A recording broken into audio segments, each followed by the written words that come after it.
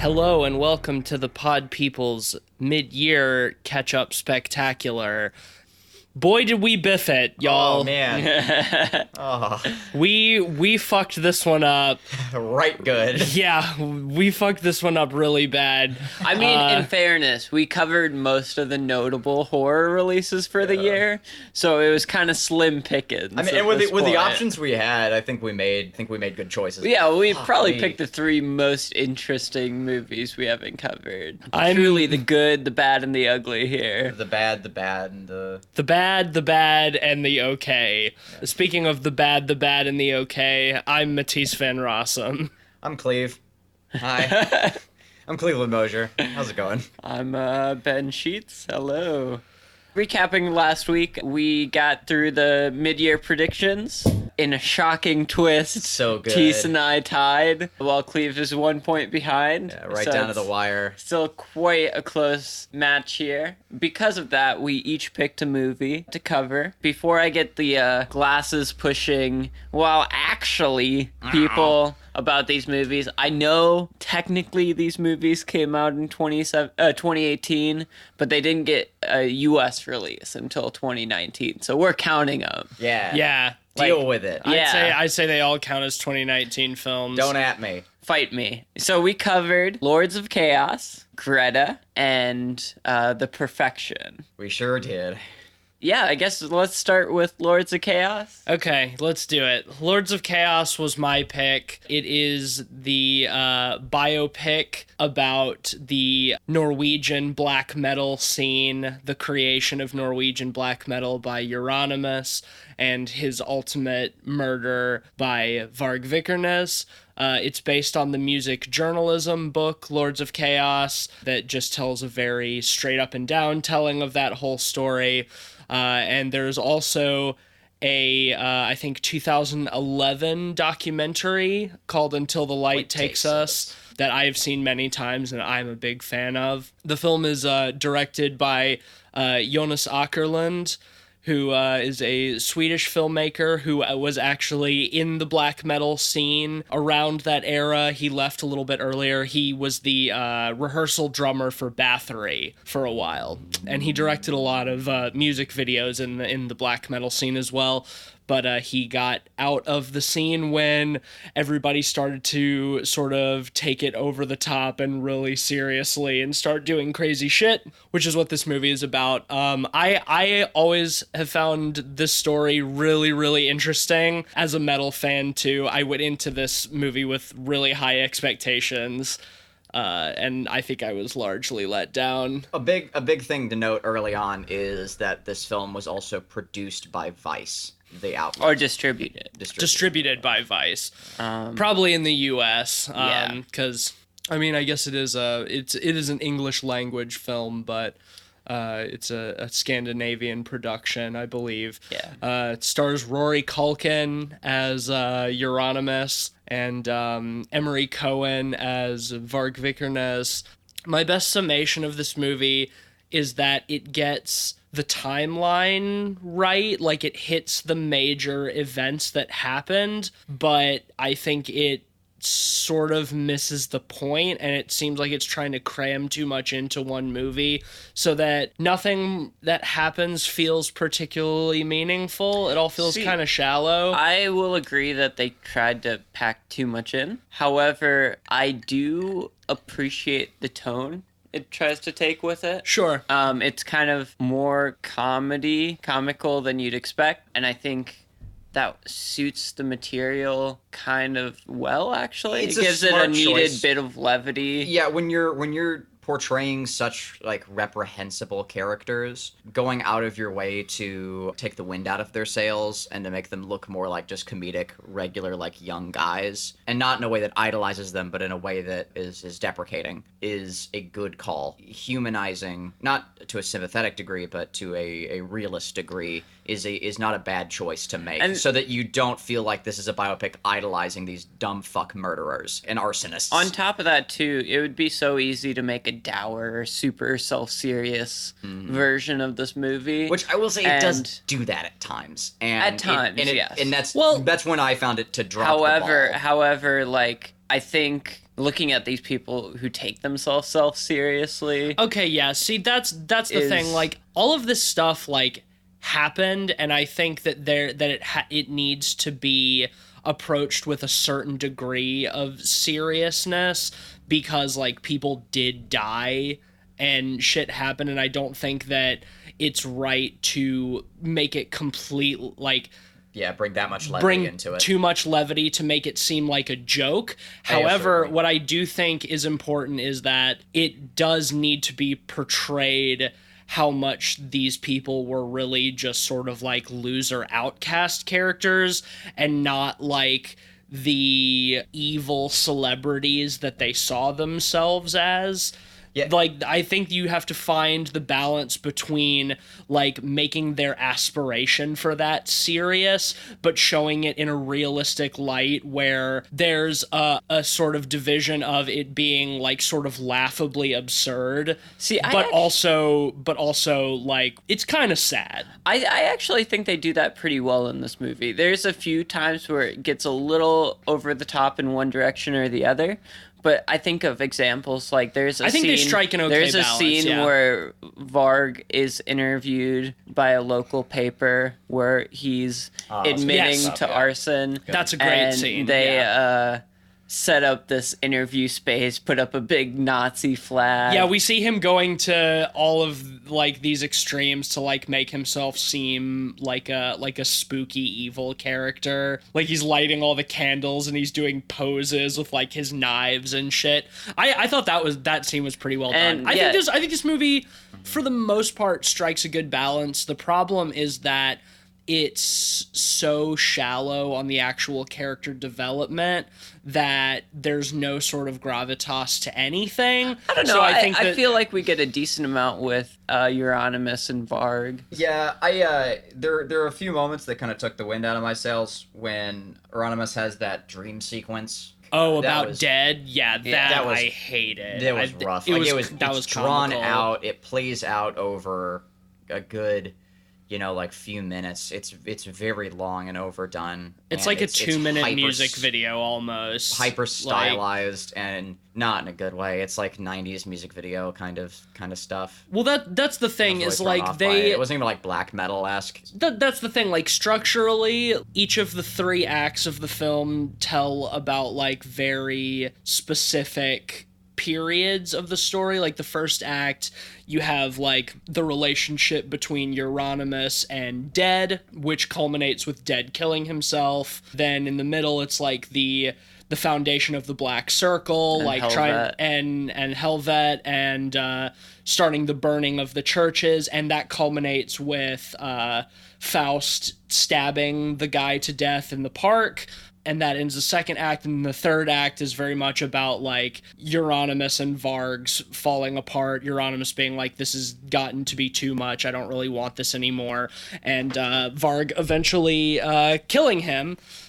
So I think it's structured well in the sense that, like, these are 3 distinct eras, and that each act ends with an act of horrific violence. Yeah, and they're portrayed pretty well. And the violence is portrayed pretty well. Yeah. My problem is that the movie is an hour and a half long, and 30-ish minutes is not enough to get into the details of any of these things, I think. Like, I think that there's so little of Euronymous and Dead and like the founding of Mayhem in that first act that there's no real emotional weight to it when he kills himself. Well, when it's so like it's all done with like pasted over narration. Yes, that was my least favorite thing is Euronymous' narration over the whole thing. Yeah. It frames the film in a corny, very artificial manner. It has that tropey biopic pratfall. Yes. Yeah. And I mean, it starts with that too, with the based on truth, based on lies, based on whatever the fuck. It was based on truth, lies, and what really happened. And what really happened. Yeah. And it's done in like edgy lettering and I appreciate the sentiment of that. Yeah, but because a the lot delivery. of what we know about these events is hearsay from the people who were involved. But that being said, is that is the dumbest, like, edgelordiest way to say that. I thought that was really corny, and I hate how, like, Euronymous' like opening narration, like, he introduces himself. I'm Osteen Arseth, like, I also known as Euronymous. I'm the most evil person in the world. I created Norwegian black metal. This is my story, and it doesn't end well. I wanted to fucking gag. It felt like a fucking who did like Snatch and Lock, Stock, and just felt like a Guy Ritchie movie. Yeah. The one thing I liked about that, though, is they immediately cut to his nice Swedish Norwegian family. That's one thing I wish there was more in this movie of, because you get glimpses of it here and there, is the juxtaposition between pop culture in Scandinavia at the time, the Eurovision type of stuff, and the black metal scene that they're in. Like, that created black metal. Like, black metal was created as, like, an antithesis to that, and I think that there's so little emphasis on that in the movie. And that's a great segue into another one of my biggest problems, is that there is virtually no feature on the music here. Now, they were, I did do some research after, and what we had been hearing was that they were not able to get the rights to any of the music from any of these bands, and that is largely true, but they were able to actually get a couple of Mayhem tracks in the movie. Not all of the tracks. I thought so. A few, yes. They did. Familiar. They did get a couple of Mayhem tracks in there, but there's very little emphasis on the actual black metal. Like, there's the one scene where they're doing a concert and, like, Dead is, like, cutting open his wrists and stuff on stage. From what I was reading, the reason they decided to not make the music a point, Jonas Åkerlund said that black metal is, like, unpleasant to listen to if you don't love it or if you're not familiar with it. So they didn't want to put people off the movie by having too much black metal. What's a movie about black metal? Right, like, who is going into this movie to watch it without having some interest in that? What? Yeah, no, it's the dumbest thing, and that makes me really, really frustrated. Yeah. It's like, oh no, the music itself is too off-putting, so I want to tell the story about the people who are doing it, but not make it about the music. And that's some really fucking dumb shit, because, like, the music was everything. Well, on one hand, I will say, like, I don't have a problem with approaching biopics where it's more about the people and the human relationships than about the music itself. Sure. The thing about it is, I don't think they develop the characters enough to justify that, Is that I think like, that they kind of hit that middle ground. I think in this case, like, yeah, I don't need, like, Bohemian Rhapsody style scenes of just, like, them performing their songs intercut with, like, a few character scenes. I don't need that, but I do think that so much of, like, understanding these people and, like, the lens that they saw the world through and the reason they behaved the way they did is so linked to the music they were creating and how they were creating that as a counter to the very sort of, like, stiff, upstanding Norwegian Protestant culture that they were, like, surrounded by and that they were rejected by. I just think that it's so hard to tell this story and make people care about it without, like, putting more of an emphasis on the music, I haven't seen Where the Light Takes Us, and I've never listened to any Mayhem, so I have an outsider perspective on this going in. I've listened to Burzum, but I've never heard any of Mayhem's work. And for me, watching this film, it was a real bummer to constantly hear your main character say, "I created Norwegian black metal," and have the credits roll and still not know specifically the sound he's referring to when he says that. Like, not having, like, an identifier. Until the Light Takes Us is really good about that, because they really talk about, like, how Euronymous, like, created that specific sound. I see that as such a failure. If you're going to do a biopic about a musician and someone not being familiar with the music still doesn't have a grasp on the music by the end of it, you fucked up, and the film did that. And I think for me. another I couldn't tell you what Mayhem's sound is, and I certainly couldn't tell you any of their circles like specific sounds, like what made those people like individuals and what made them valuable to the circle like musically, which is how they vetted them. But you don't get any of that, and it's fucking dumb. Like, it really bothered me because like I was hoping to learn more about Mayhem and to get a sense of their sound watching this film, and I got none. I think another good thing in that vein too that think they do a bad job of, there's this whole like collection of the characters that we always see them like hanging out together like at the record store and shit, and all their like spiked black leather jackets and shit like that. And the way the movie addresses it, like, this just seems like a bunch of like a group of bums that are just like hanging out around this band, but like all of those people that we are seeing are all members of other notable black metal bands. That whole circle was like, other than Mayhem and Burzum, you know, you had like Dark Throne and Immortal and Emperor, and like all of these people that we're seeing are supposed to be members of those bands, but they just seem to brush that off.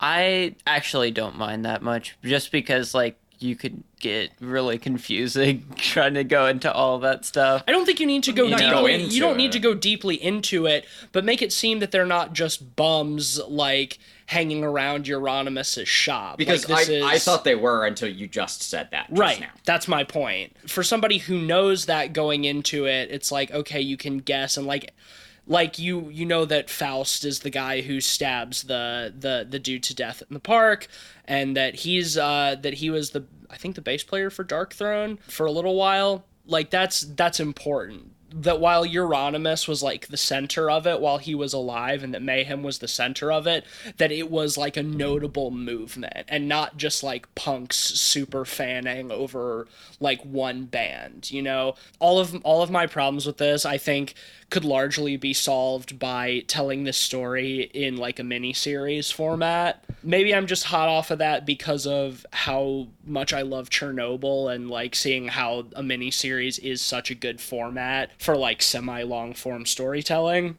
I think that Lords of Chaos would be really well situated over like 6 episodes or so.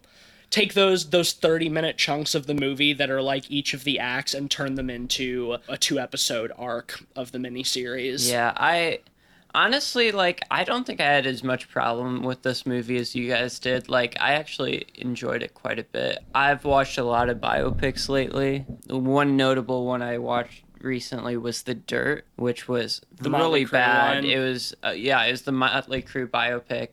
But it was interesting because I find Motley Crue's music to be really bad. Yeah, I don't. And so watching their approach to that storytelling, mostly through the characters without going into the music, kind of reminded me of this in a way, where it's more about the characters than the music. You know, we get scenes of like the metal crew at like bars and whatnot. Yeah. And they're talking about dark, serious things, and in the background you see all these normal people. Well, yeah, they all frequent like the same like falafel shop. At one point you even see Euronymous like in there by himself, and he like addresses the owner by name. He's like, turn the fucking TV up, like I want to see what's on the news.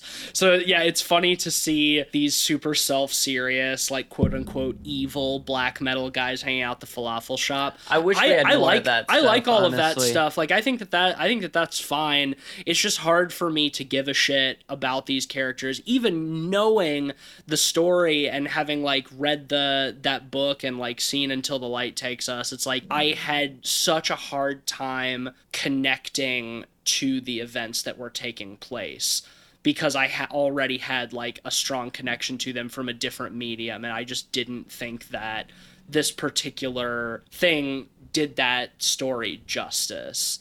I think that there's some good things about it. I didn't hate this movie by any means. I think it let me down more than anything because I wanted so much more from it.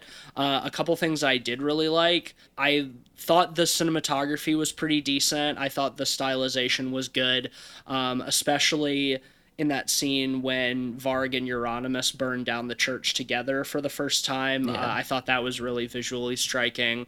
I also liked the way that the violence was handled in this movie, because I thought it was really stark and did not shy away from its subject matter, sort of in the same way that like Jeremy Saulnier does in like Blue Ruin and Green Room and stuff like that. And considering that it is a true story, I appreciate the refusal to shy away from the violence, because that does leave some more impact, just because like you're witnessing an interpretation of something that actually happened. And I think that I found the stabbing of the guy in the park and Euronymous' murder at the end to probably be the most emotionally impactful scenes in the movie. I thought ultimately the it's a pretty low bar. Was handled really pretty well too.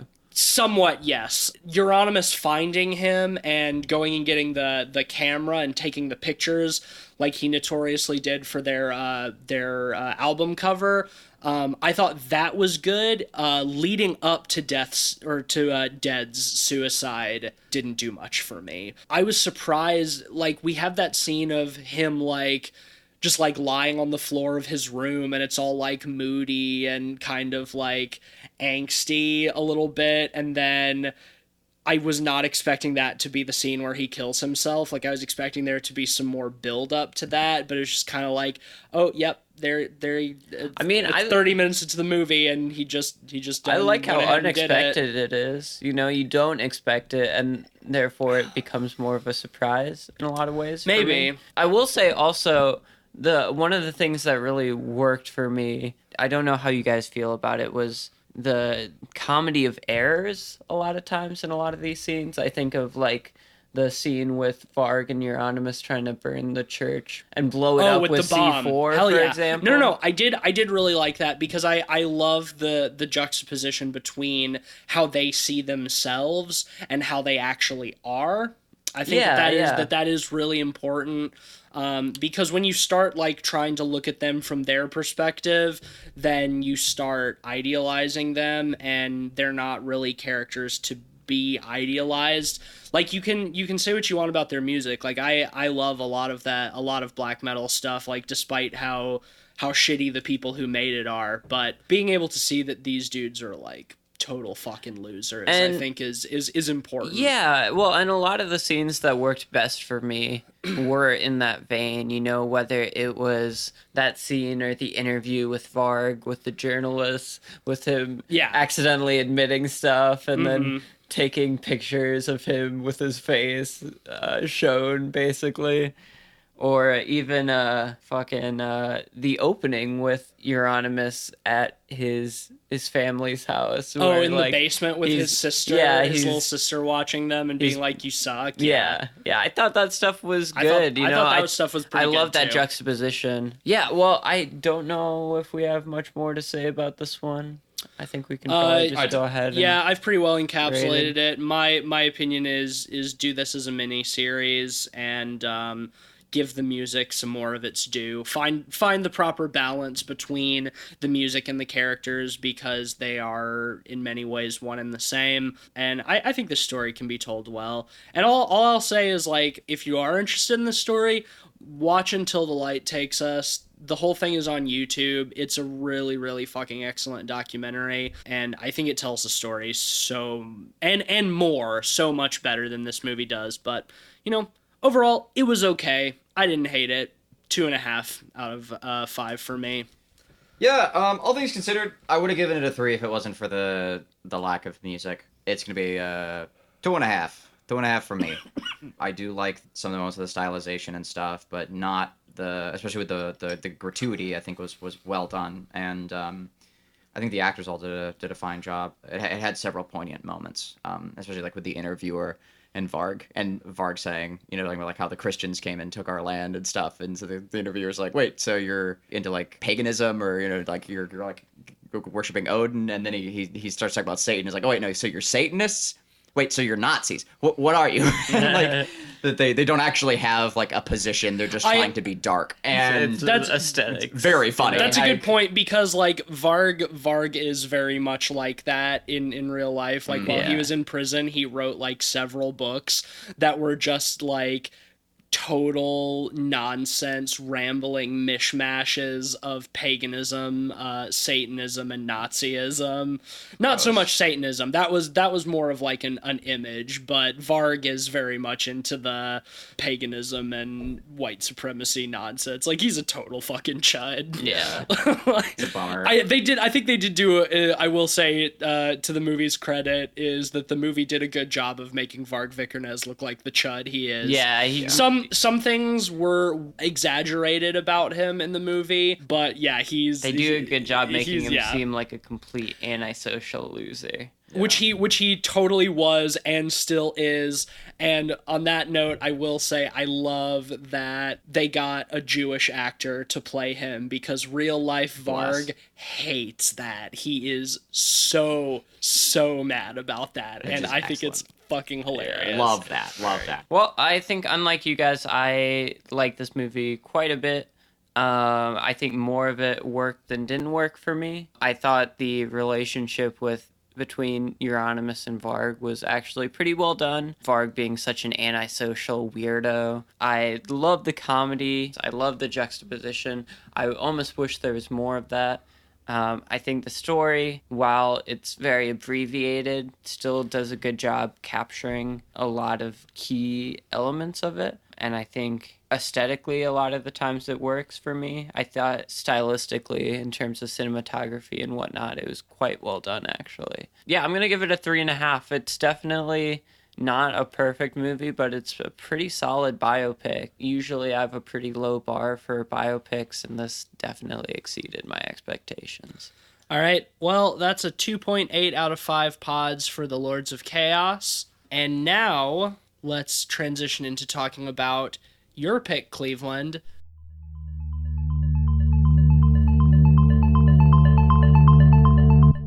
Tell us a little bit about Greta. Do I have to? Broad strokes, bud. Okay, the broadest. Chloe Moretz, is that it? Chloe Grace Moretz. That Moritz, there we go. Yeah, she's in it. She goes to New York. She finds a handbag, and she finds the owner of it, and then the person manipulates the shit out of her poorly, and that's the movie. She's got a shitty roommate. Did I get it all? Did I hit all the points? Okay. Just well, like this movie, and we're gonna narrow it down a little bit, because I think there's some more detailed. I think there's some funny things worth talking about. Oh, sure. This movie was trash. God. We saw trailers for it in theaters several months ago, And it looked and I remember intriguing. thinking that it looked pretty decent. Like it looked like a fun, like, psychological thriller. Stars Chloe Grace Moretz, like you said, and the antagonist is played by Isabelle Huppert, who is a excellent actress. Yeah, she's kind of a Michelle Haneke leading lady. Yeah, she's good. But before you pause and say, "Oh, hey, good bad movie," let's I don't want everything to be spoiled for me. Let me go watch it. Before you worry about that, I will say this is not for me. It was not a so bad it's good. This is not a Room or a Troll. This is This is a deafeningly, like, boring film at times. We did have a lot of laughs. I though. actually kind of had a lot of fun watching this movie. It's not good. It's not good. I knew just to be worried when we were watching the opening credits, and I saw that this was a Neil Jordan film, which I did not realize until we started watching it, and I went from curious to worried immediately, and I had no idea the ride that I was about to go on. This movie is so fucking stupid. It's unbelievably bad. It takes that kind of 90s X from Hell kind of movie, your Fatal Attraction. Yeah, it's a movie that's been done a million type of fucking thing. times. She finds the handbag on the train, tracks down its owner, meets this sweet old French lady, you know, who claims to have lost her husband recently and like is widowed and, you know, just needs a friend and somebody to mother. And up to that point, I was like, okay, like, it hasn't done anything to, like, make me like it yet, but it hasn't been offensive. And then as soon as we realize that Greta is, like, an evil, crazy lady, it goes to cartoonishly stupid. Yeah. Immediately. Yeah, and immediately. I will say Isabelle Huppert does a pretty good job of making it fun over the top a lot of times. She leans into it. Like the camp is it's the thing is like put into overdrive. The cast is pretty solid. Oh man, like known faces, like even for like small parts. Yeah, the well roommate cast. is Micah Monroe yeah. from It Follows and The Guest, and she's great. Her character in this movie sucks. And like even the private detective is like frequent Neil Jordan collaborator Stephen Rea. and her dad is Confiore. That's right. I haven't seen fucking Stephen Rea in anything since we fucking talked about fear.com.com on our second episode and his weird serial killer voice. You're right. But God, the script was so fucking stupid. Dialogue's rough. And while we're on that It's point so too, bad. it's like we've got a film that's about primarily 3 women, and the whole thing is written and directed by men, which doesn't have to be a problem. Like you can still do that. There are plenty of like male writers who can write anybody fine, and that's whatever. But this is not that case. This is absolutely not that. I didn't find that specifically a problem. Oh, I found Neil I found Jordan a problem is it's old people writing young people not very well. That's more of it, because like Neil Jordan wrote and directed The Crying Game, which was like one of the most progressive films, like featuring a trans character played by a trans actor in like the early 90s. Like it was I hate that movie. I think it's really bad. Not because of its subject matter, but similarly because of bad script and bad acting.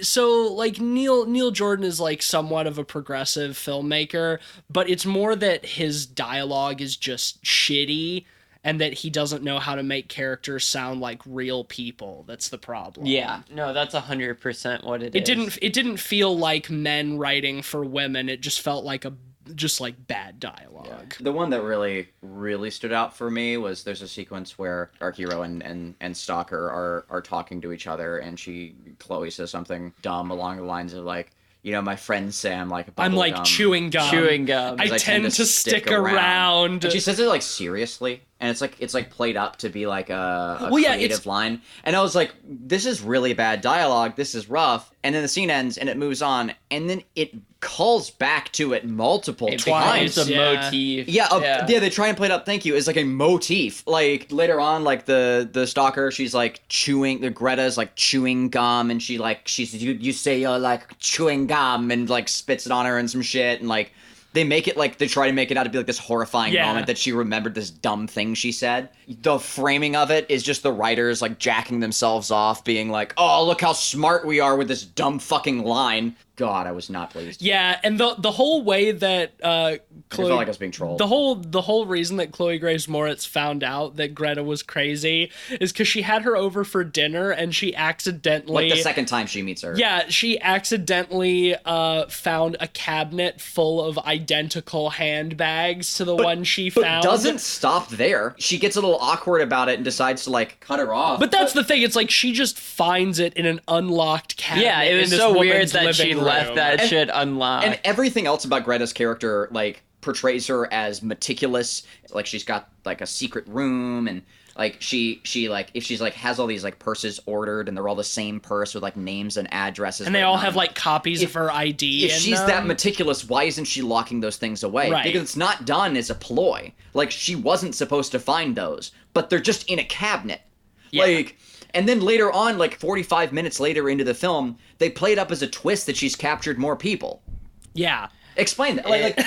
How is that a twist? We saw the purses with other names on them. We know that she does this. Like, why is she assumed that she's the first? They really play her up as genuinely surprised when she finds the purse. I'm sounding It's, legitimately mad about this. I need to calm down. It's a damn movie. I mean, the script broke me about halfway in. I think the scene that really fucking brainworms made me stop taking this movie seriously and just starting to laugh at everything was there's a point where Isabelle Huppert starts stalking where Chloe Grace Moretz works. Oh yeah, and she just stands outside of the window, motionless for hours, for like 6 hours. Oh my god, the scene where like it's so funny. It's the scene where it's got like the super sinister like creepy music playing over it, and they're just like looking out like over time, and like she calls the cops and they're like, we can't do anything. That's the thing. It's like Greta shows up to Chloe Grace Moritz's work more than once, causes a scene more than once, and every time her coworkers act like she's being over dramatic about it. Everyone is the most blasé she's about and she's Greta. like, no, I don't want to talk to her. Like, I don't like call the cops, get her out of here. And they're just like, oh my god, you were being so dramatic. Like this woman has shown up to this restaurant 3 times now and had to be dragged screaming through the restaurant. Like, what the Yeah.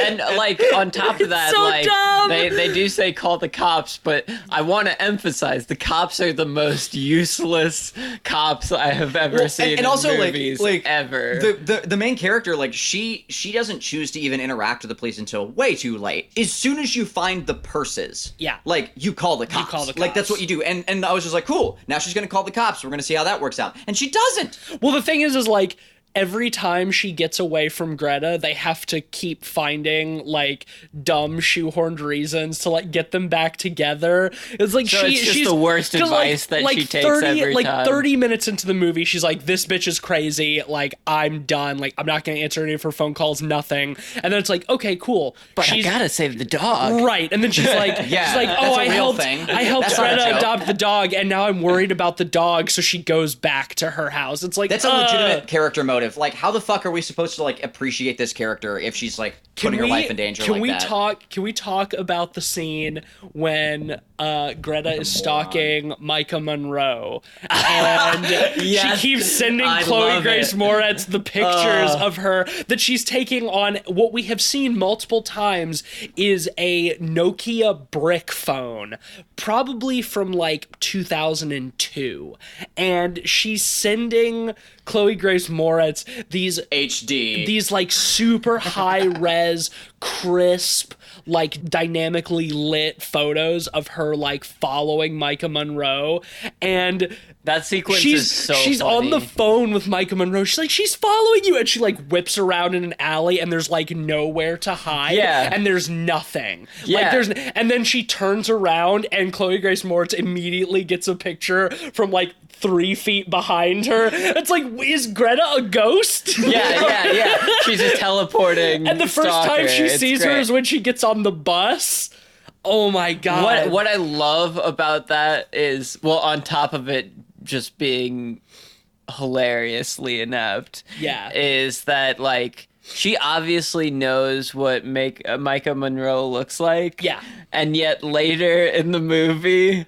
Okay, all right. Well, before we get into that, I do want to mention that at a certain point, I started calling everything with precision accuracy. Well, it started with the banging jokes. on the wall. They were jokes. The first time that Chloe goes to see Greta, you hear like a banging on the wall.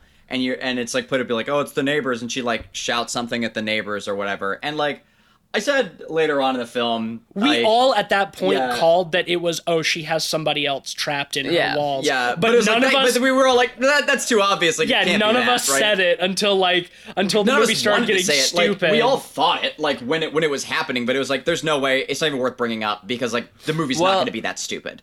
Like it's not going to be that tropey. I will say like we did predict a lot. but we were intentionally predicting the dumbest things they Yes, could do. that was the best part about it. Is and every they somehow did it, every or time I said worse. that- The immediate defeat in your voice, like the first time it happened, Tease, was very funny to me because, like, which one was? Okay, that? so it was when Greta drugs and kidnaps Chloe Grace Moretz. We have this whole scene of her like getting her back to her house. She reveals this secret hidden room, and she locks her inside of like a chest, like a toy chest. box, Then Chloe Grace Moretz wakes up. It's like, oh, she fell asleep on the couch. She's going away to like on vacation with her dad, so like there's that sense of relief. I'm just tired. I haven't been sleeping. She wakes up and she's like getting in the elevator, going down to meet her dad. And I was like, oh wait, no, this is the dream. She's gonna wake up in the box. And I said that as a joke.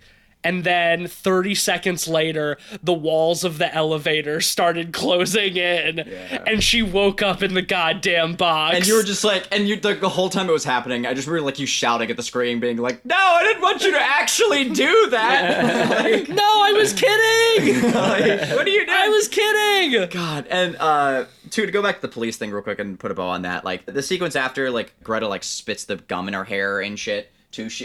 Chloe goes back to the cops again, and I remember like you saying like, well, no, they're like, so what did she do? And Micah Monroe was like, she threw gum at her, and that's when I was like, no, she spit gum at her. Spitting at somebody is assault. You can file assault charges for somebody spitting on you because you, quote unquote, you don't know what, like if they have any pathogens or anything in their spit. So, you know, I think it's kind of a dumb law, but like if they had said she spit gum into my hair, they could have totally gone and arrested Greta for assault. Yeah. They know where she lives. Mm-hmm. And it's like she's gone to the police. Like, why is she underplaying it as she threw gum at me? Like she spat gum. Yeah. Like if you want to get rid of her, like use those fucking loopholes. Like use every technicality you can. Because the legal it's not system even like a is technicality. not. It's what happened. Like she basically lies by saying like she threw gum. Like Well, right, to but her, that's the thing is like not to her benefit. The whole point is like that the legal system is really inept at handling situations like this,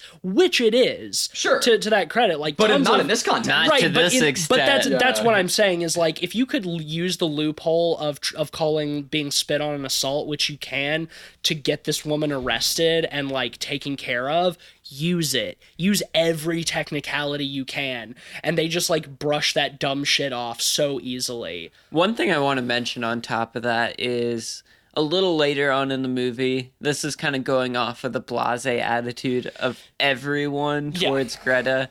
You know, after Chloe Grace Moretz is kidnapped and put in the box, Greta steals her phone and starts texting Micah Monroe and her dad, saying each of them is with, the other person. That she's on vacation with the other one. Yeah.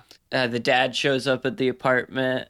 They yes. realize that they're both being lied to. Right, and they both know about Greta because Chloe Grace Moretz has told them both all about it. Yeah, and so instead of going, oh, this is the stalker that She's kidnapped her. Let's go to the cops. Or even go directly to Greta. Right. They instead hire a private investigator. Instead, they hire Stephen Rea to go be the worst private investigator. like it's the NYPD. Like they have a missing persons unit. Like they're like better ways. I know who it's kidnapped her. It's not even an investigation. It's a kidnap. Like you don't need investigations. Like my daughter has been missing. For days. She has a well-known stalker. We know where she lives. Can we go check that out?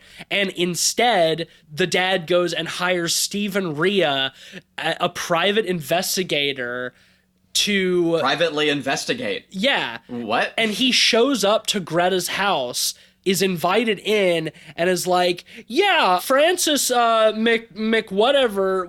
her face? She's been missing for a while, and her dad and her roommate think that you might have something to do with it. That's so good. Just, let the kidnapper so on I'm the just case. here. I'm just here to look for her. Have you seen her at all? Like, oh my god, he's so fucking stupid. And then she like goes upstairs. Chloe Grace Moretz is like making noise in the hidden room. Like Stephen Rea goes over to it. like he finds it behind the piano. And he opens the door, and again, I was like, oh yeah, I bet Greta's gonna come up behind him with a syringe or something. And then immediately, whoop, there she is. And drugs him, and then he shoots a lot and misses. And At then the room. And then she shoots him. Chloe Also, man. the one time where Chloe Grace Moretz escapes, where she's making cookies with Greta, and she, like, cuts her finger off. I thought that was a fun scene. That was fun, but then she goes and tries the front door, which is locked. But instead of shattering one of the windows that's next to the door, the full-sized windows, and going out, she runs down into the basement, the room of the house notoriously known for not having large windows or exits to the outside of the house. Yep.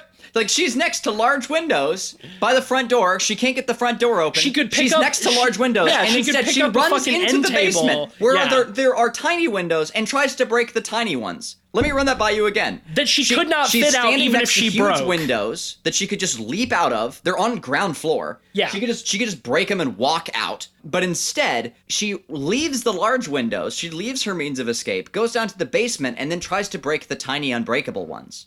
After that, it was really fun seeing Greta use the syringe into her. Oh, that was a cut cool effect. finger. Yeah, when Finger, she yeah, sticks yeah. the syringe straight into the amputated finger. Yeah. That was pretty cool. That was gross. Yeah, but All right, let's talk about the final stupidity, oh yes. which I also called. So, like I said earlier, you know, she was stalking Micah Monroe some. So later on in the movie, we get a scene where she's got her next victim, essentially. Yeah. And With the same trick. She left a purse on the train, and we see somebody pick it up. she's talking to Greta, and we don't know who the girl is. It's shot from the back of her head. Yeah, she has, like, black hair. And she's doing it. She has an accent. She's like, "Oh yeah, I'm from Texas. I'm here in New York trying to become a model." And as soon as she said that, I was like, "I bet that's Micah Monroe in disguise." And then it was. right. And then it was. And then she pulls off the wig. And she drugs Greta, and she pulls off the wig, and then she and Chloe Grace Moretz lock Greta in the box. That's the end of the fucking movie. It's so It's bad. so dumb. It's so dumb. Like the fact that we could be continually calling the most ridiculous things, and then that being what actually happens. That twist. Oh, and right before the credits roll, the lock almost comes off the box, but we don't know whether Yeah, it they does or inceptioned it. The Micah Monroe twist had me howling at the screen. It was like, really I stupid. It was lost my dumb. shit, It was dumb yeah. funny. That's the thing overall I with just felt this like I was being movie. I trolled. thought this movie was very bad, but it broke me about halfway through to the point where I found it fucking hilarious. Once I realized that there was no way I could take it seriously anymore, I started having fun with it, but it's a dour, boring enough movie that I would not seek it out again. Yeah. Like It bums me out too, because like if you had taken the same premise and the same budget and all the same actors and had like competent like writers and directors and gave it to anybody but Neil Jordan. anyone else, it could have been a great film. Like it could have had. What was the whole stupid psychological motif? manipulation is great. What was the whole dumb motif about Chloe Grace Moretz being too trusting of people in New York City because she comes from a small town or something? Yeah, that was so stupid. When she got the purse for the first time, Micah Monroe's like, "Yeah, in New York, we call the bomb squad when we find a loose purse." It's like, nah, some bum rummages through it for cash and then pees in it, you know? Like, that's what happens in New York. Yeah, I mean, I know like there's like the whole suspicious package thing, but like that's just such a weird way to frame it. They kept doing that, and it's dumb too because ultimately, like, that kind of mentality won over because pure, trusting, naive Chloe Grace Moretz gets herself kidnapped and does not save herself. She ends up being saved by tough, city savvy, I don't give a fuck Micah Monroe. So, like, what kind of message is that to send to anyone? It's like, fuck you for trusting anybody. Micah Monroe kind of partially caused it by giving her the advice to go back to Greta and, like, gain acceptance. She totally does. When she goes back to tell her church. that she's going on vacation and that she'll call her when she gets back, but then doesn't. It's like, yeah, why don't you do that over text or something? Why don't you go see her in person? And after that is when she gets kidnapped. They leave the church. Chloe Grace Moretz rides her bike back to her apartment, and Greta is already there. Yeah, it's and has amazing. Already drugged her food. Yeah, I'm gonna go ahead and rate this. I've said everything I need to say. This movie was really fucking stupid. 1 out of 5. Same. I know it got dumb funny at times. Like, it did get a rise out of us.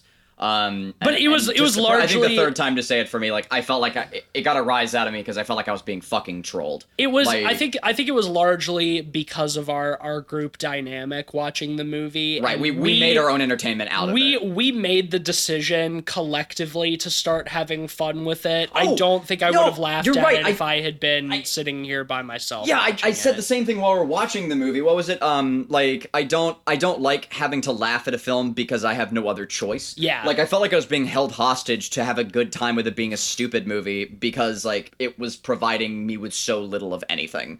No, I don't like that. I don't like that at all. It's 1 star. Nah. Before going into this review, I was about to give it 1 star too, but I'm going to actually push it up to 1.5 stars. How generous. Just because this movie was very funny, and, like, at times it felt almost Showgirls level camp, especially with how over the top Isabelle Huppert gets. At times she straight up just plays her character from The Piano Teacher, which I find seen. Weird. This movie is a fun late night drunk movie for you and friends. Like, if you're ready to just have it break your brain and start laughing at it. Like, this is not a movie to go seriously by yourself into. But go to enjoy it with a group. I don't know, like, and I think you'll get more out of it. I think you'll get more out of it than trying to approach it seriously. But there's so many good dumb movies to watch that I would recommend before this film. I would say, yeah, I think that there's way better dumb fun movies to watch with your friends. What I will say on that note is that if you were ever put in a situation where you are watching this movie for whatever reason, make the choice to have fun with it. Well, and that's the thing, like, in terms of good, bad, dumb, fun movies this year, this might be my favorite of the bad ones, you know? Like, there's been a few movies like that, like Hellboy, Glass.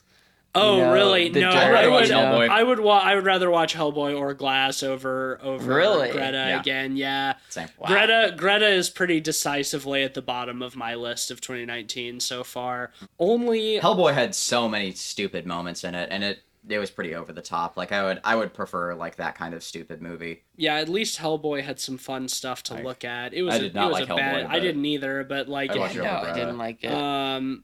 So that's an average of 1.2 out of 5 pods for Greta.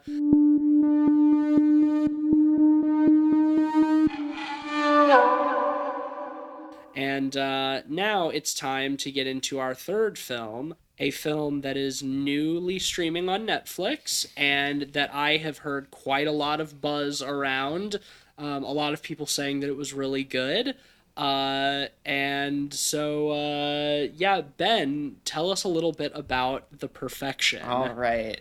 So The Perfection is about kind of a cello academy. It focuses on 2 cellists. One had to leave the lifestyle because her mother was sick and she had to take care of her. Her mother dies, and after she dies, she goes back to join the academy. There's a new prodigy. So it's kind of like the dynamics between the two.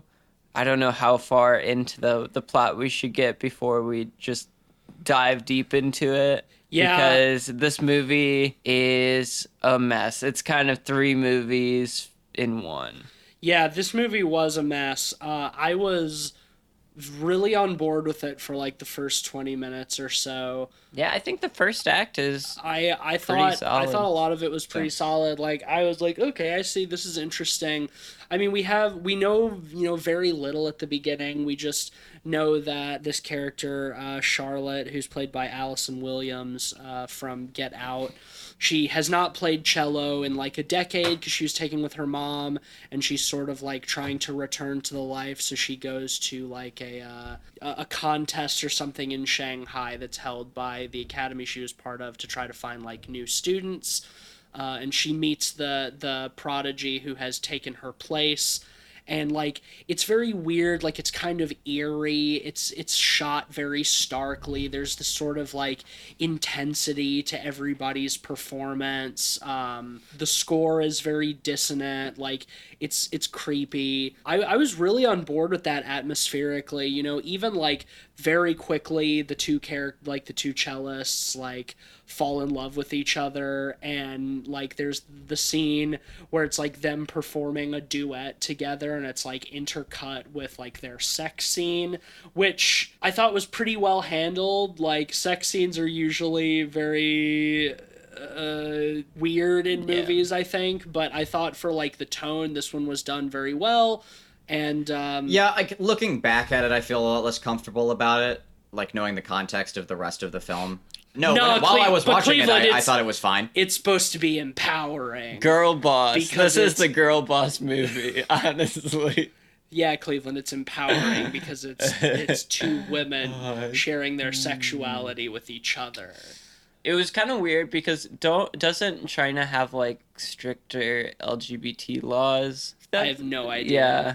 Isn't Shanghai the one city that's like technically that's Hong Kong? That's Hong Kong, technically not part of China. Yeah, I don't know. I didn't think too much about that. Then they set up like the Logan Browning's character, what's her face? Lizzie. She's like, I'm taking my first vacation in forever for 2 weeks. I'm just gonna like travel around Asia. Really rough it, like stay away from hotels and stuff, like only take the bus. Like, do you want to come with me? So it's like, oh, this is gonna be this like blossoming love story, but something like weird and sinister is gonna come in between it. They set up these like sneaky little hints that something's awry. They both have the same like eighth note tattoo on their back, like really tiny. So it like sets up the intrigue really well, except for the guy at the at the rehearsal who just like throws up like orange vomit everywhere. And the sequence too is like it's all in passing. Like your two main characters are taking an escalator down. Like, and when they witness it first occur, and they like passively address that there's some sort of like mysterious disease. Well, yeah, in, let's get into the specifics of how that's presented, because it's pretty weird. Like they're going down the escalator, and a gentleman at the ground floor just like vomits yellow bile. And like he looks like he's just suddenly he's like bleeding from his nose. Yeah, too. He's like he just suddenly is like very sickened. And one of the girls says like, "Oh shit! Like, is there like some sort of virus or something going on?" And one person very casually like to the side is like, "Oh yeah, there's like a really bad like pathogen that's coming up from like like the southeast or whatever. Like it's like by air. Yeah, it's like airborne. Like nothing to worry about." And then they just keep walking. Like, that's the sequence. Yeah. It was so bizarre because it's so flatly presented. An airborne pathogen, they would all be at risk. Right. And, there would be chaos. No, they're likely. so fucking blasé about it. It's like how every zombie movie starts. You're just like, whoa, what? Well, right, and it comes out of nowhere, too. Like, I think it helps that all three of us went into this movie knowing nothing about it, right? Yeah. Like, I had heard that it was good, and that it had something to do with cello players, but I knew literally nothing else. Yeah, I heard the only thing I knew about it is there was a brutal school bus scene. Right. Let's get into that, shall we? Yes. Because they're starting to travel. You know, they're getting on the bus. Lizzie keeps commenting that she doesn't feel well, but they think it's just a hangover. They get on this bus. They start driving into rural China. Lizzie just starts getting, like, really, really sick. This is where the movie made me start to sort of, like, narrow my eyes at it. Yeah, so on a lot of levels for this stuff, I liked it. But on the other level, I think it was badly directed. Yeah, it turned you guys off a little bit sooner than it turned me off. I was more on board for like the awkwardness of the sequence. I felt deeply uncomfortable. It was doing a really good job of making me very uncomfortable. Where it started to make me like sort of notice that it was trying to make me uncomfortable is when Charlotte's like arguing with the bus driver, being like, stop, like pull over, my friend is sick, and Lizzie just gets up and just like starts screaming like, I'm gonna shit on the bus, like I'm gonna shit my, like, oh my God. I can't move. If I move, I'm gonna shit all over this bus. I'm gonna shit on the bus. I can't believe it hurts so bad. I'm gonna shit on this bus. And there's ways you can do that well, but the thing is, like, the way it was shot just made it feel comical in a lot of ways. That was at the point where, like, up to that point I was uncomfortable, and I felt like I was uncomfortable in the way that I was supposed to be, because, like, she's a good actress and she, like, portrays very well that, like, she's suffering horribly, and, like, I was on board with that. But then just, like, having the repetition of, I'm gonna shit all over this bus, it's like, that's when I started to, like, it take me out of it and be like, this is kind of, and like, I funny. can see, like, from a writer's perspective, like, the justification of that scene with what we know later, which I'm not going to give away yet, but, like, footnote on that from me. I will address that in a second when we get to some other things. But well, I think what makes it rougher too is the cinematography of the whole sequence. Like, in general, this movie is it's very flat, very high key. I did look up the cinematographer, and it's the same guy who did Crazy Rich Asians, which kind of makes sense with how gaudy and bright everything is. I liked certain cinematography stylizations, but I think that I agree with you. I wanted more for atmosphere, especially in scenes like that where it's on the bus, where it's just so flat. Right. This film sort of has like a realism problem. Like, it doesn't know when to go like full on like wacky backy and when to play it for authenticity. Right. And I feel like it makes the wrong call like just about every time. Like, whether especially like once we start moving into this part of the film and on, it goes like, whoa, how weird fantasy is this? And then, you know, other sequences it tries to push for realism where it more just sort of, it's like riding awkwardness. It's like riding a bike down a hill. It's like at the beginning it was a very like gentle downward slope until all of a sudden it was just like so steep. The film just went wildly out of control. Yeah, well, like, and at times I enjoyed that. Like, I think it was too inconsistent. Yeah. Well, I think it's a fun idea to take the first 15-20 minutes of this movie, make it seem like a very light kind of movie for the most part, and then you get the school bus scene where it goes so dramatically wrong. Yeah, I think I want to get a little technical with that definition some, and I think it's where our opinions differ a little bit. And first off, I fully agree that this film goes off the rails, and I agree with you, Ben, that a film can go off the rails in a good way. Like, I think your narrative can go haywire. And it can be portrayed well. I think the thing that we all probably had a problem with is that it felt like the creators lost control. Oh, like, yeah. They couldn't track Well, everything we'll get into that more on. Because it goes way off the rails it goes later on. Nutso, but what I meant by that is, in terms of the brutality, it emphasizes that so much more, because random people on Netflix are just gonna see this and watch the beginning and be like, "Oh, this is a light, it's relatively tame, romantic, or think that drama. it's more like psychological." Yeah. And then they're in for like a black swan. Then you get her puking out maggots on the bus, right? Which I thought was pretty good. I liked that. Good. So they get her off the bus. She shits. The guy like washes down the bus. They get We should mention that he washes the stairs of the bus, but he has this big canister of water that looks like gasoline. Yeah, and we all thought he was about to set the bus on fire. Yeah, because she shit all over it. Burn it down. We're walking now. Yeah. So she gets back on the bus and she vomits the same yellow bile that the gentleman like off the escalator vomits. Like she vomits like yellow bile all over the windows. And then our main character points out to her that, oh my God, look at your vomit. It has bugs in it. And she looks closely and like we see these like hideous maggots crawling in the vomit. And it's pretty disturbing. And I was a little confused at this point because like, oh, is this like a pathogen movie now? Like, yeah, are that's they what actually I was playing thinking. that up? That's like, what I thought it was turning into. That's a really like short time period for like insects to like form and stuff. Like that's really interesting. Like, what's going on? But I'm on board. It's wacky and weird. Let's do this. I found that super interesting. Yeah, I did too. I was there for it. I was like, weird, but like I'm there. Yeah, and then they kick her off the bus. They kick them off the bus eventually. Then we get some really bad CG where we see like bugs crawling in her arm and they like burst out of her skin and stuff. Yeah, and it's bad. It looks bad, and then all of a sudden Charlotte's like, they're in your hand. You know what you have to do. And she just holds up this massive cleaver. There's a really awkward shot, too, during this sequence with the bugs in her arm, where we get, like, a stationary POV looking from Sophie. Is it Sophie? Is she the... Lizzie. Lizzie's eyes, with her hand up in the frame. Like with her arm going all squiggly. Well, there's a lot of like what's her face like in the background looking at her, and it's just like I that shot is always bad. It's like the in the action movies where the hand comes up in the foreground with the gun.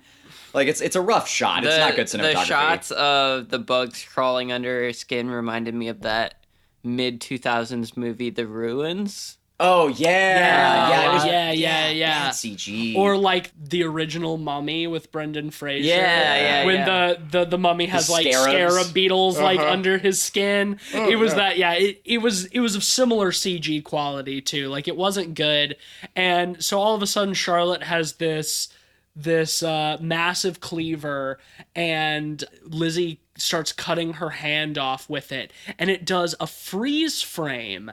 And then a rewind, complete with rewind sound, back to them in the hotel room. Now keep in mind, this isn't played up like on like VHS tape or anything else like that. This is we've already said a high key, high resolution, obviously budgeted shot on digital film, and it does this hokey like rewind thing where it reverses the footage and like the VHS like rewind sound plays. It's really rough. It's laughably bad. It is hokey as fuck. That can work in some movies if it's more intentionally done. I think like Funny Games, for example. Yeah, or like even like an early Guy Ritchie film. Like I can be forgiving of that kind of stuff. Like that's fine. Well, but in this context, it feels like a retcon. It feels so goofy. In some ways with this movie. They reveal then that Charlotte drugged her with her mother's medication when they woke up. Told her that it was ibuprofen and that the side effects of the medication are like nausea, itching, hallucinations. It specifically says don't take with alcohol. Don't take with alcohol. She shows that she's chasing the pills with a little hair of the dog, as they say. Hair of the dog. Mm-hmm. Like, honestly, for me, that deflated the tension of the entire scene. Like, I get what they were trying to do, but everything I liked about the school bus stuff was just, like, totally deflated by that moment. Well, and on top of that, like, the original stuff with the bugs, like, besides the cleaver stuff, because the bad CG, it's hard to follow that. Yeah. But it almost felt Hostel-esque in a way. A bit, yeah. And, like, things going horribly wrong. Yeah, in totally. This remote nowhere part of the and also world. for this to happen like less than halfway through the movie with like the rewind gag and everything, like if anything it felt like a bad twist at the end of the movie, but to be not even midway through and they're already like doing that subversion of expectation, it felt unearned, undeserved, and really cheap and corny. Yeah, and so also I want to point out to a huge plot hole that I thought about later on, which is that the gentleman they meet the night before on the escalator who sickens has the same color bile, and that whole sequence is a red herring. Like it is played up with no relevancy. Right. Because so she's sick, she's made ill by the medicine. But their bile is the same color. And that bothers the shit out of me. So what? Was he actually? Because, is there actually like a weird pathogen in China? Right, because that's not an organic sleight of hand. dude- That's the director and the writers playing and like playing it up, and it breaks the framing for me. And It's a complete red it's herring. a cheap misdirection. Yeah. exactly. Totally. I didn't mind it too much just because it helped with that section. The problem is they retcon it and turn it into a completely different movie. Right. Where like the bug stuff really felt like it was going survival horror with it. Right. And then it just reverses all of that and it turns into kind of a revenge thriller, like a Korean revenge thriller. Yeah, it deflates almost. all the tension. Right. Yeah. Let's get into that a little bit, because this is really where the movie goes wildly off the rails. So we jump forward in time. We jump forward like 3 weeks. They're back in the United States. We see Lizzie at the academy, like talking to the like headmaster or whatever, who I will refer to from this point on as Dollar Store Gary Oldman. Love it. Because that's what he looks like. Yep. So Discount Gary. She shows up. Yeah, she shows with up. one arm. Yeah, her hand has been amputated. She is, begging to be able to stay and be a teacher or something. She has no other life. Like, why would this crazy bit, like, she was so jealous of me that she took my hand. So, like, she thinks that I stole her life, so she stole mine. So it makes it out to be like, okay, Charlotte is now this villain.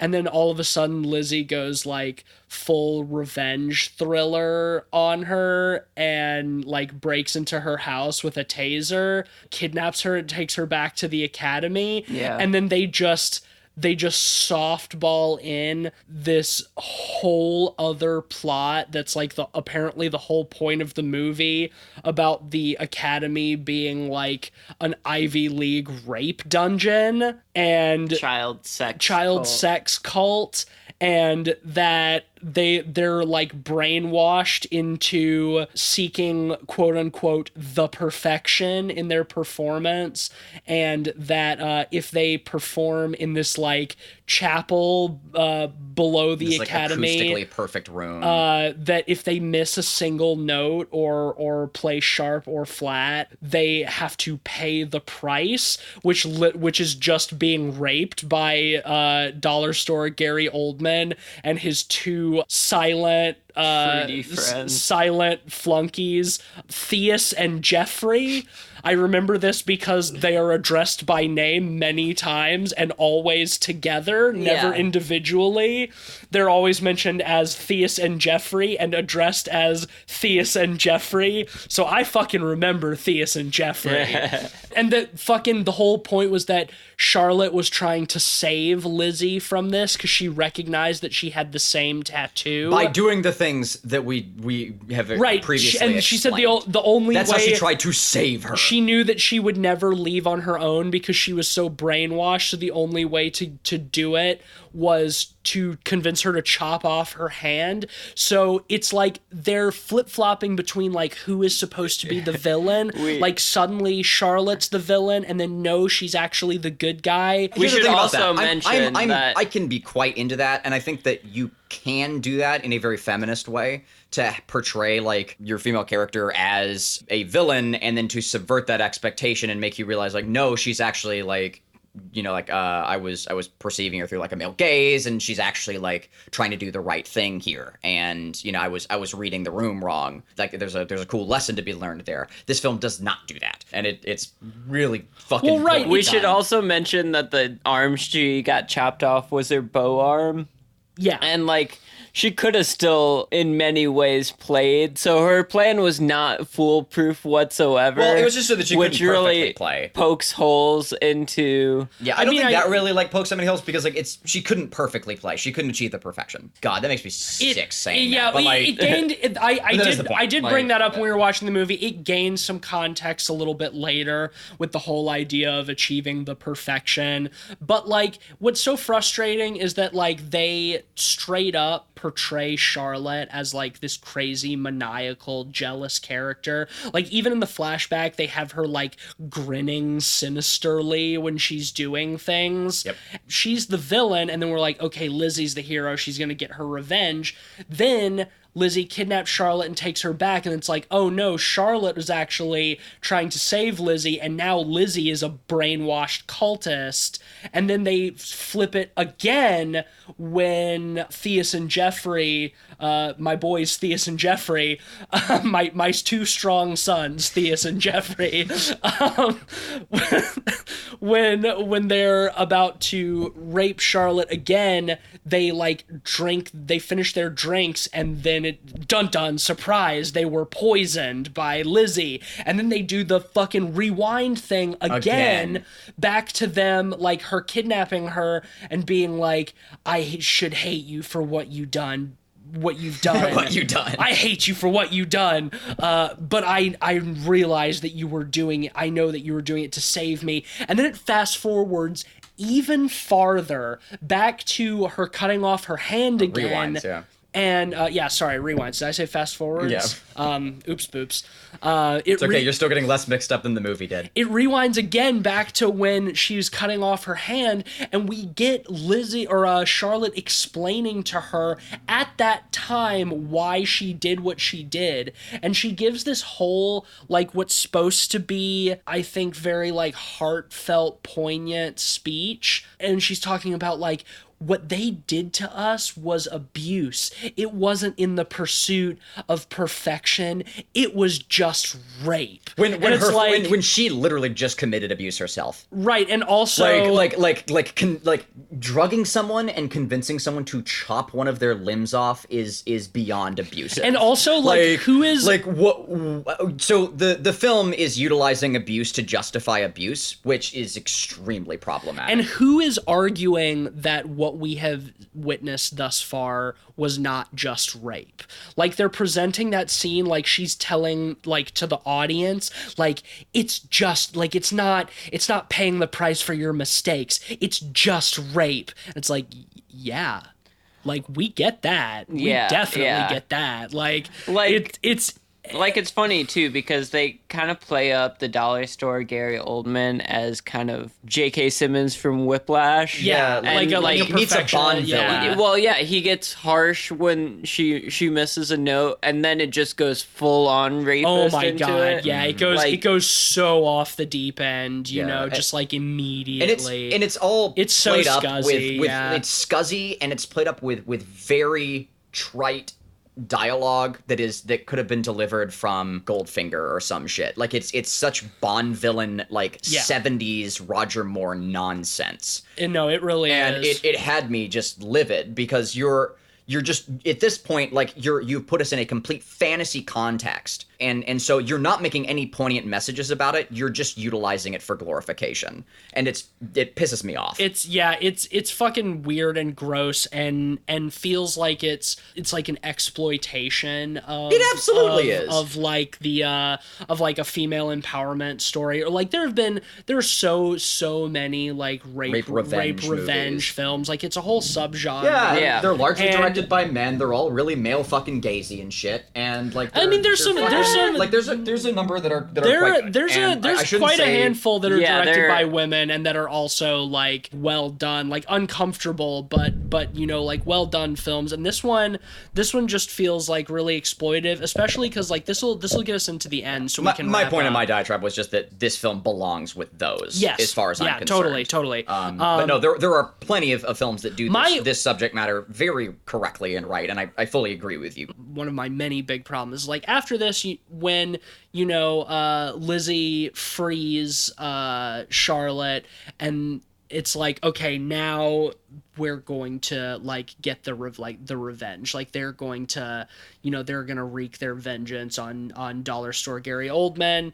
Oh my God. I groaned so hard when they come up the stairs blasting hip hop, both wearing like hoodies. Yeah, and Charlotte takes her wig off to reveal her like buzzed head, and it's for no reason. It's done with like an instrumental sting and everything. Like it's in slow motion, really overbaked in slow motion, and they have the same cleaver. And it's like, oh shit, she's wearing a wig, and it's like this is like you're you're treating this as a subversion. She doesn't have to hide anymore. Like it's so before that I was at least expecting, okay, maybe we'll get like some fun, gory like revenge where we get to see this scumbag get his comeuppance. Yeah, but what it ended up being is they come into that room. It's supposed to be like all empowering, but it's super over the top. She pulls off the wig in slow motion. They go to attack Dollar Store Gary Oldman, and they get their absolute shit handed to them. That's the thing. Yeah, they fumble it. It's shot too. It's like very angst almost, with like a body rig facing Charlotte's face. So we don't see them because the viewer's responsible, and so they need to be stabbed. Right, it's like she's attacking the viewer, but she's like getting beaten, and like blood is splashing on her from like Lizzie, and like we see like also very badly done. We see Dollar Store Gary Oldman's arms come from off the side of the rig and start choking her, when realistically they should be around the rig, so it looks like she's looking into his eye. It's dumb. But it's like, yeah, and then, they finally, like, wrestle him onto the ground. And there's the fumbling for the knife bullshit. He gets the knife and horribly, horribly maims Charlotte's arm, like drives the knife, like she blocks the stab with her arm, and he just like wrenches it down her. Like it's so gratuitously graphic, and gratuitous like in the traditional sense. And like, we don't get any punishment to in him. The same way for him. No, they after that like they get him onto the floor, and we see off camera Lizzie clubbing him with a fire poker, but we're not seeing any of the blows. We're not getting any of the catharsis of this abuser like getting his comeuppance. Instead, we're only seeing the violence against women, the violence that's being done unto like right. And then like the thing that really pisses me off about this movie too is that it's putting me in a position like where I have to come across like all like fucking high horsey and white knighty. Like, please get some other opinions. Get some that aren't like a fucking straight white dude. Like it's fine. It's totally whatever. No, but like that's cool. I'm not saying my opinion's the opinion. It's just that these are the ways it pissed me off personally. Well, it's the way it's shot too. It's the fact that they don't have that catharsis against him, and like. After that, we do get, a sequence where they go back to the basement. He has all his limbs cut off. And his eyes sewn shut, and his mouth, and he's hooked up to an IV. Yeah, to keep him alive. And they're performing for him. And that is my biggest problem on top of that. They each have one ruined arm, but it's the opposite one. So they're both sitting with one cello.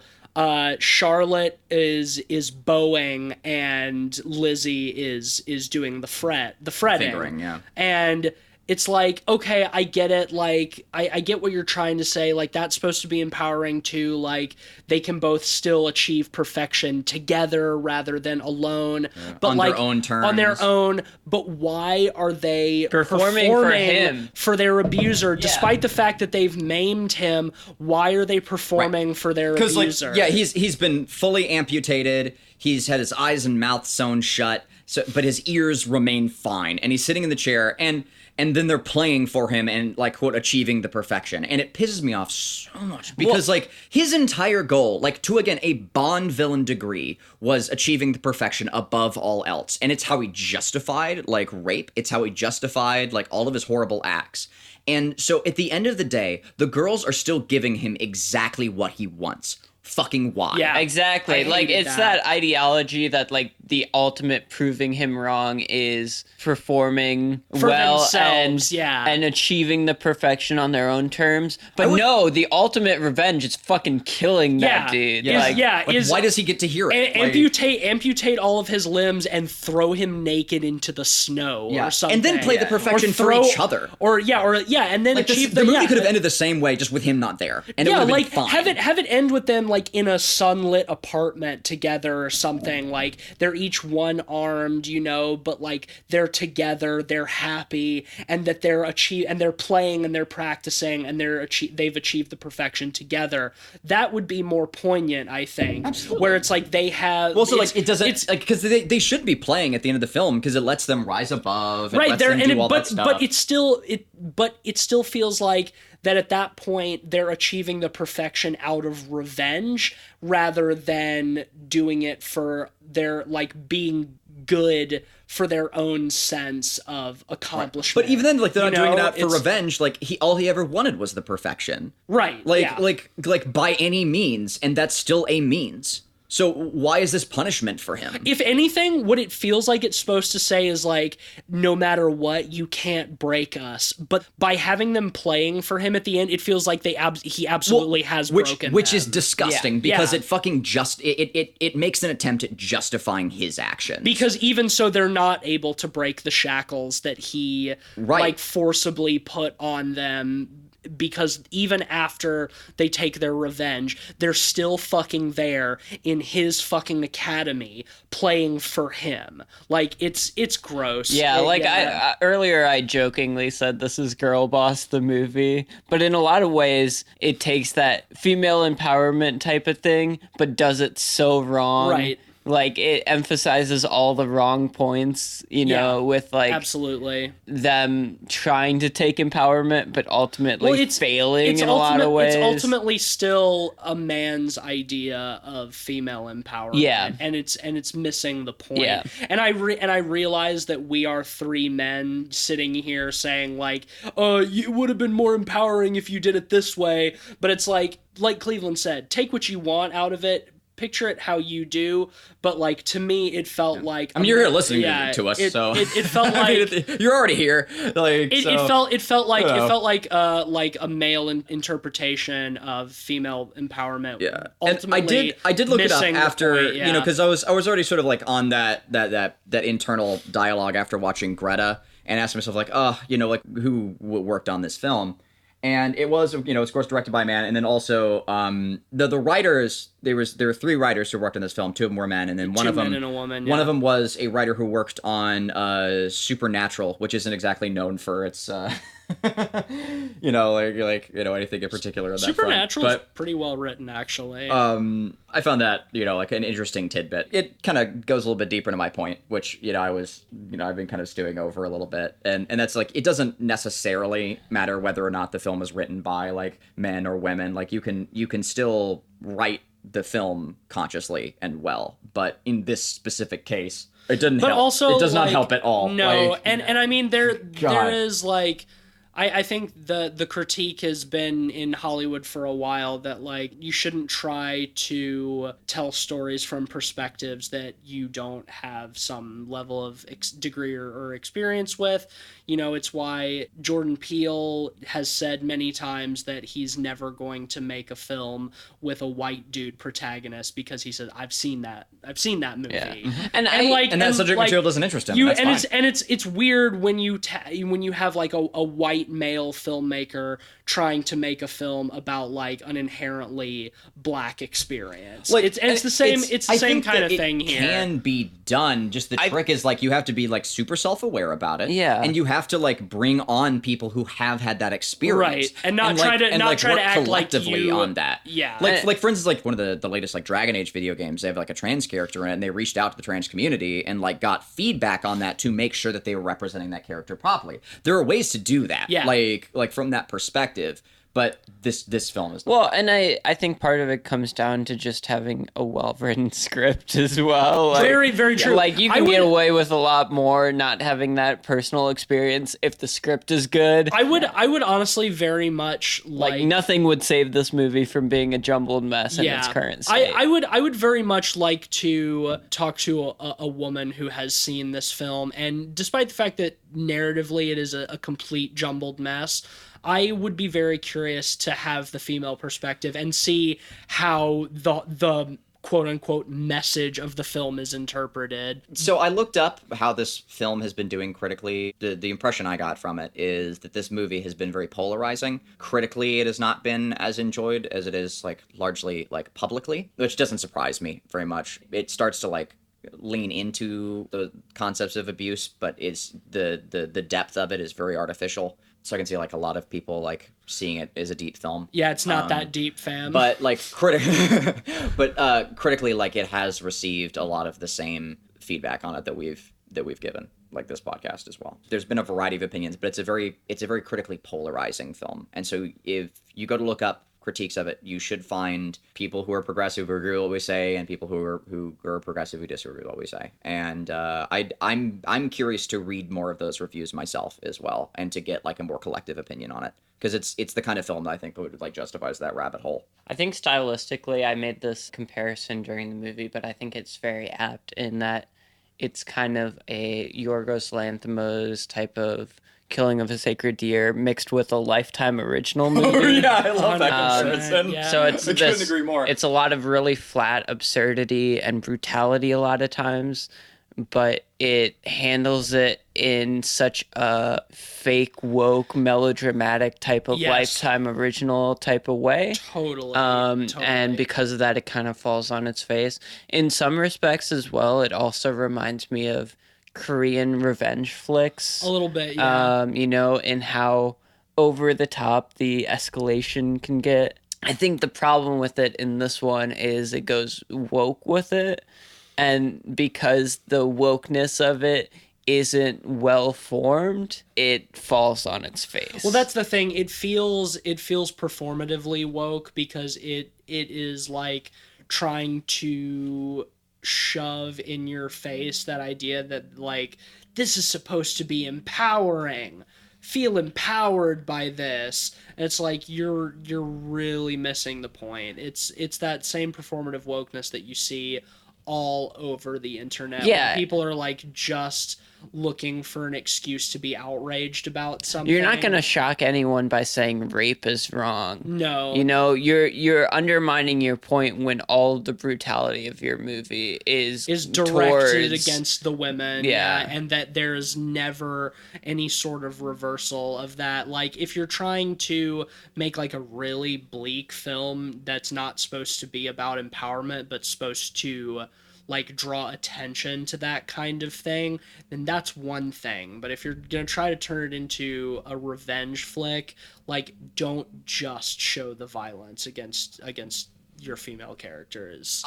On that note, I have what I think is a perfect comparative. If you want to watch a film that actually hits all the points properly, check out Audition. I've been thinking about that film in relation to this one, and how the films try to tell very similar stories, and hit all the same motifs about sexism, like, in the music industry, and, like, achieving, like, fame.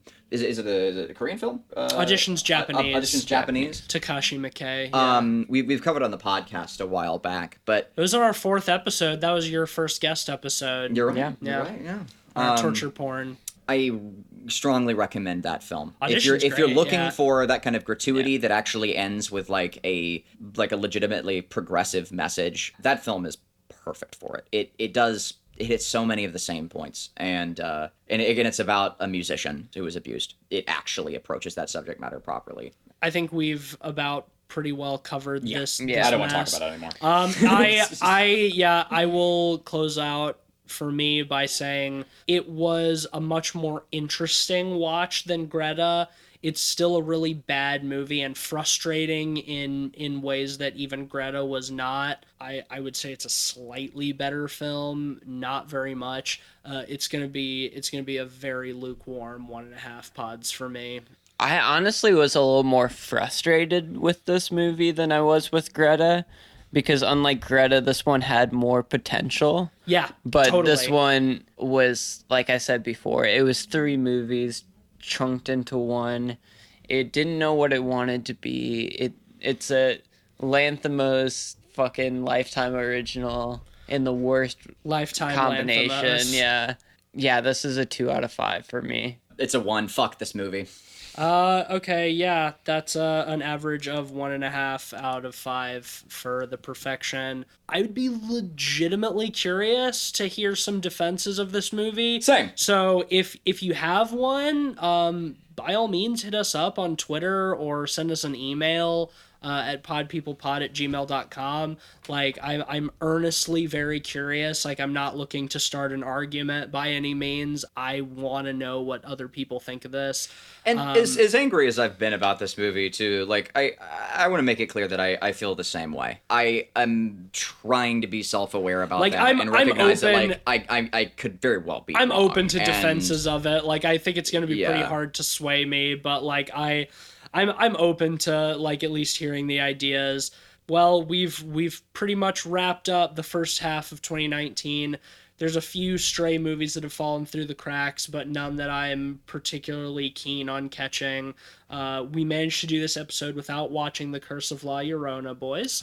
Praise be. Oh, God, that wasn't going to happen. So we at least didn't watch that. However, all of these movies were not very good. In my opinion, Lords of Chaos was the best, but Yeah. still. Yeah, before we sign off, let's take a look at the word from our sponsor this week, huh, Cleve? Yeah, this is from take a second and chill the fuck out. If you're mad about a movie, just remember that it's a movie. This is a PSA this week, brought to you by the organization that just wants you to chill the fuck out a little bit. And it's a long acronym, I can't remember what it is, but yeah, if you're ever like mad about a movie, just remember it's a goddamn movie and you should chill the fuck out. Yeah, It's a good sponsor because I have to remind myself of that sometimes. Often. It's just a For me, movie. yeah. It's just a movie, and I need to chill the fuck out. And then the tagline that it wants me to read is it's only game. Why you have to be mad? It's only game. I mean, at least I can say happily that I got through our discussion of The Perfection without having an aneurysm. I wish I could say the same. So and it does I'll look take like full you have a responsibility. little blood coming out of your nose. Well, that'll do it for us this week. Next week, I'm actually gonna leave that as a surprise. It's gonna be a good one. We have a big ol' surprise for next week's episode. Stay tuned for that. Can't wait. If you like the show, Yes. why don't you help us achieve the perfection and give us a 5-star review on Apple Podcasts and leave a nice review. We currently have an average rating of 5 stars, so the more 5s we get, the more perfection we become. So help us out with that. We love and appreciate you. You can also follow us on Twitter at PodPeoplePod. Like, let us know what you thought of The Perfection and other stuff. Hit us up. Our DMs are open. You can also follow our Letterboxd account at letterboxd.com/podpeoplepod, where you will find a list of all of the films that we've talked about on the show with our average ratings and the links to those episodes. And I think do we have a list of our golden pods as that grows on Letterboxd? I believe we do. Yeah, it Cool. should be on there. Yeah, that list is solid 4 or 5 is movies on there. growing little by little. We just added David Cronenberg's The Fly to it last week. So if you haven't heard that episode, go back and check that That's out. a good one. Yeah, you can follow me on Twitter at Mr. Van Awesome. I'm at Mr. Sheets.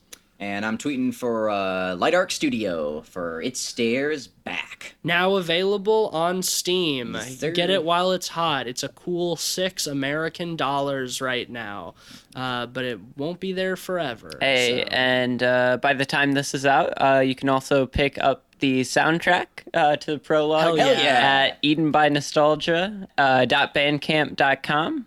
I'll put the link as well as the Steam link in our show notes.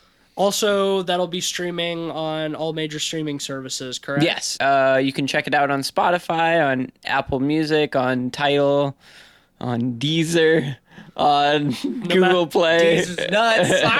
No matter what obscure streaming service you use, you can listen to Ben's fantastic score for the prologue of It Stares Back. Oh, yeah. So check that out. I think that wraps everything up, covers all of our bases, checks all of the boxes. I believe it does. And yeah, we're gonna sign off and go relax and not be so mad at movies. I suggest you do the same. Please. Happy mid 2019, everybody. Yay!